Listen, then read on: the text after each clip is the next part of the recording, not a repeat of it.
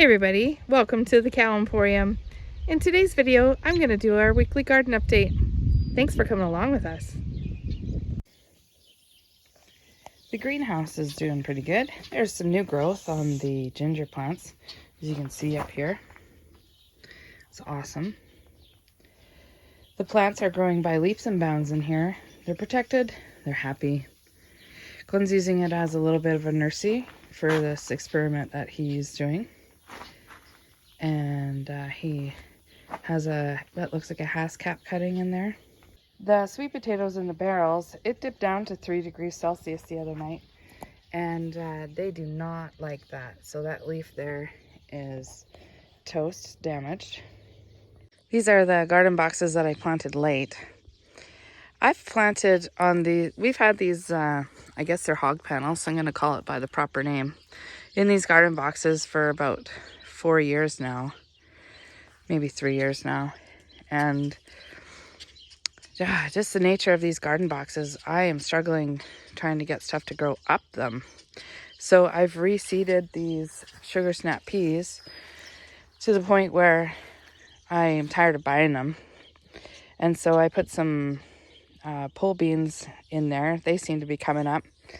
Something keeps eating the stuff out of here. So this is wide open. These aren't fenced at all. So who knows what's been eating my stuff.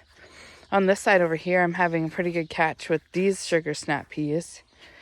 But over here, on this one, I've replanted these pole beans I don't know how many times. So stuff is starting to come up. And I planted some flowers that I'd started. There's some celery and rosemary from inside, some basil, some Walla Walla onions that I never really had any luck with last year. And some peppers that were inside. Let's go take a look at those. These were pepper seeds that I was given from Katie at Mayfield Ranch. And they just aren't really growing. I'm really sorry. I don't know what I'm doing wrong with them. And then in this other bed at the end, I put out radishes in this bed because I was trying to, radishes and some like cabbage, some Napa cabbage, some purple and some green. And they're kind of a special short variety. And I thought I was going to try to outsmart the flea beetles. So far no damage, knock on wood. And then I finished off a bag of onions in here. And over on the far side there, those are extra leeks that I had. And those leeks seem to be doing quite well in this garden. The herb garden is really coming along. I snipped off all the flowers off of the chives there. So all those little white tops, those stems, I'm going to show you here. So I just picked off a chive that I had cut the blossoms off of, and they're hard. Like these guys are firm now. They almost snap. So compared to like the new growth on here. So when I harvest now, I'm going to have to be careful. I did kind of a fun thing. So along these posts here, I planted some climbing beans. And I planted over there just a climbing miniature butternut. So I'm excited to see if that grows. But I've been harvesting herbs out of here. One thing, it sounds funny, I learned from a gopher a long time ago. A gopher, yeah, you heard that right. If you don't use it, you'll lose it. So herbs, the way they work is they want to be harvested, but you don't want to harvest too much of them. I try to only take about a third of the plant at most, maybe a quarter. This is my homegrown celery here. It's looking fab. I'm gonna put a container, maybe a ring of cardboard around the bottom. It's gonna keep the bunches together, and it's gonna help the stalks to be a little bit whiter. That gives them a bit of a lighter flavor. I'm standing at the gate we come into our garden. And I'm sorry, you guys, if you feel like I'm doing a lot of garden updates. I try to do one once a week. It had just rained last week. We had almost an inch. And we've just freshly weeded. Now, of course, we'll probably have missed some. But I just want to give you another little update. Here's our Lincoln Homesteader peas that we grew from the seed that we saved. And the peas are starting to form so nicely. The second row is behind the first on purpose. And this is that's about as late as we want to seed peas here. They're not really a fan of it. The cabbage tunnel, Glenn and I are going to open up the second tunnel today for sure, because that's the one that has just got seed that we directly sowed in it. And I'm not sure that there's any cabbage coming, so I want to check. This is our second planting of lettuce. And beyond that is some celery that isn't doing so hot. So I don't think it likes this hot out here in the garden. So I'm going to find something to go around it as well. Most of what you see here, this massive green, that's dill. We kind of just leave that. The leeks have filled in their holes. And of course they all haven't survived. And some of them are quite difficult to see. Like this one here. You maybe can't even see it. There it is. I'll get closer. But they're going to surprise us. And there'll probably be more pop up that we don't know about. At the front of the pathway, where we had first tried growing radishes, but the flea beetles ate them all, Glenn reseeded this to dill. We do notice that we have a couple of volunteer radishes coming up, so we're just going to let them go. Maybe they'll sneak in there and nobody will notice. No pass allowed. This next bed was meant to be spinach. And what you see here is dill and a few spinach. So we've reseeded the spinach in this row. Just recently, that's why it's covered with grass. And this row here was reseeded to beets. And this row that was meant to be Swiss chard has been reseeded to a new row of carrots. And then this was our original beets. You can see what has come up here and what hasn't. There is a little bit of dill, and this is where the cilantro was last year. And we do have some volunteer cilantro coming up, so we left that. I can't eat cilantro, but our garden box customers love it. And then this beautiful lettuce, I'm going to harvest some of this today because we're not quite ready to send out our first garden boxes.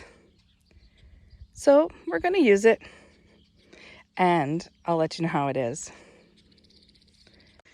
In our next part of the garden, it is our onions, garlic, tomato and pepper transplants, carrots, and a few flowers and a couple of beans. So in this first row, I have planted some pole beans in here, some rattlesnake beans and one other kind. And I planted some dahlia roots that I bought from the store. This row also hosts the tarragon that came back. At the start of this row, I have planted some sunflower seeds. And we'll see if they make it, because people keep stepping on them and dragging hoses over them. You can clearly see the carrots are now coming up, thank goodness. Down yonder in the bed, we freshly reseeded some carrots in one tiny stretch down there. We were watering this last night because even though it's only been a few days since we had almost an inch, the beds were completely dry. We have great drainage in these beds. I'm impressed with the garlic that is growing, and we have garlic scapes forming. Pretty soon, I'm going to be harvesting the garlic scapes, and that'll signal the garlic to start setting its bulb. Normally I just freeze the garlic scapes and use some fresh, of course, and I'll throw some in the garden boxes. This is our second planting of onions, the second row here. And with some watering and the rain and filling in some empty spots with some leftover seed, it's starting to fill up. And I'm a little bit less anxious about not having onions for storage this year. And the last quarter of our garden, this first row is sunflowers that we use for microgreens after we harvest them. This is another row of onions that are used for scallions. And I couldn't believe it when I was out weeding last night, but this bed here, from here down to where you see the beans starting, has been beet seeds planted for a month, and they are just starting to germinate. I have said before that rain is a miracle because we can water them till the cows come home, which isn't till October, so that's silly, Annette. But then the rain causes everything to come up. Our sweet potatoes out here, you can see another couple of super unhappy black leaves on top of that. They do not like the cold weather, but hallelujah, they all seem to be alive. This row of green bush beans needed to be reseeded. The seed was bad on it, guys. That's happened with a couple of packages. Seed companies no longer put the date, well, on some of the seeds we have anyway, brand new packages. They no longer are putting the date of fill. So any new seed packages that I get, I'm going to write when I bought them. That won't tell me when they were harvested or packaged, but at least I'll know how long I've had them. Along the back here, behind Glenn's baby Caraganas, he grew from seed, I have some scallopini squash, which people may call the patty pan. And then I have zucchini. These will be green zucchini. Some people might call those courgettes. And I have a spot ready to transplant one that I started from seed because they were slow germinating, so that's going out. Beyond the sweet potatoes in this quarter of the garden is a row of beans that Glenn and Corbin planted for me because the original beans weren't coming up. He reseeded the cilantro, and I see it's finally coming up. Beyond the post in the middle here, I had to reseed some pickling cucumbers because that package did not germinate. It's very frustrating, you guys.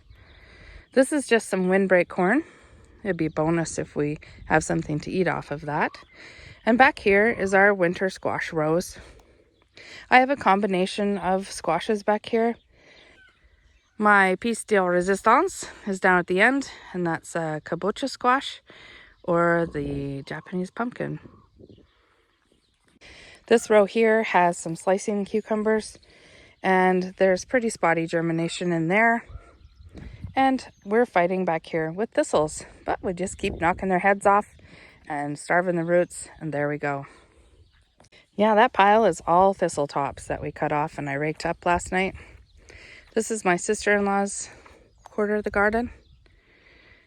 This is her winter and summer squash back here.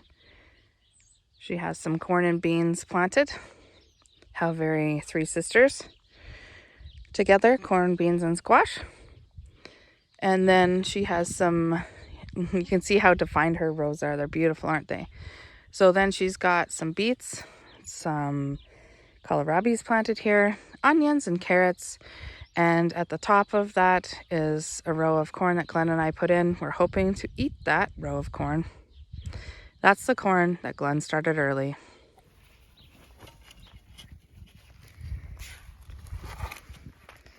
Boy, I don't even see cabbages coming in there.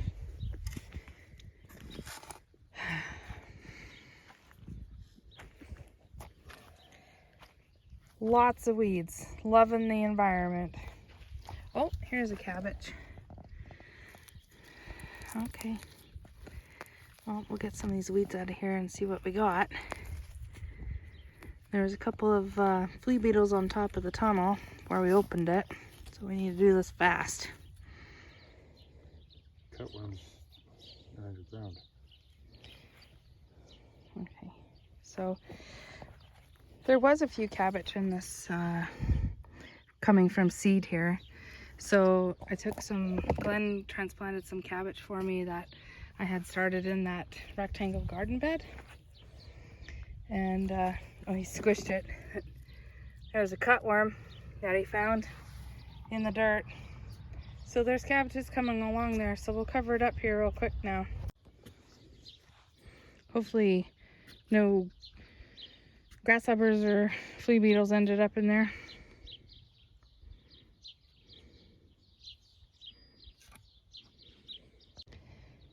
I have one more zucchini that I started from seed that I'm going to put out. And then I think the summer squash is done for now.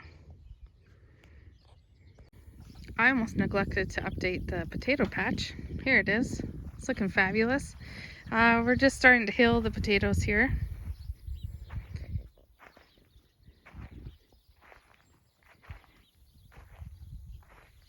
Ours are on the left side there. Sister-in-law's on the right. And it's looking good. Looking really good. You can tell by the tops the different kinds of potatoes we got going on here. But I can't just tell you without looking at the sticks what they are. But this row closest to where I'm standing in the pathway here is a mixture of our homegrown. So there's Russet Burbanks, there is Yukon Gold, and Red Pontiacs in there. Those plants are certainly the healthiest. But everything looks really good.